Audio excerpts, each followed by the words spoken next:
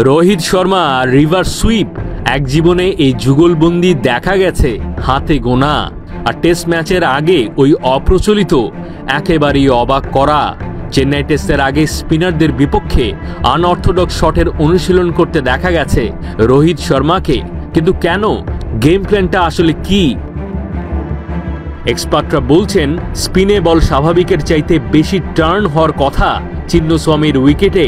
সে বিষয়টা মাথায় রেখেই হয়তো বিকল্প পরিকল্পনায় ভারতের ক্যাপ্টেন স্বাভাবিক খেলাটা খেলা যেহেতু যাবে না, তাই সাকিব, তাইজুল কিংবা মিরাজদের রিভার্স সুইপ করে লাইন আর লেন্থ ওলটপালট করে দেওয়ার গেম প্ল্যান। এই ওপেনার খানিকটা বেশিক্ষণ ব্যাট করতে পারলে এমন শটে টাইগার স্পিনারদের ছন্দ শুরুতে একটু এদিক সেদিক করে দেওয়া যায়, যদি ফায়দা পাবে বাকি ব্যাটাররা। অন্যদিকে পেসারদের বিপক্ষে পুল শট অনুশীলন করতে দেখা গেছে রোহিতকে।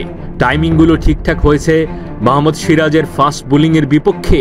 রোহিতদের অনুশীলনের সারাংশটা হয়তো এরকম যে পেস বোলিংয়ে যাই করেন না কেন, চেন্নাইয়ের স্পিনিং ট্র্যাকে স্পিনারদের আক্রমণ করার কৌশল অর্থাৎ কাউন্টার অ্যাটাকের স্ট্র্যাটেজিতে খেলবেন।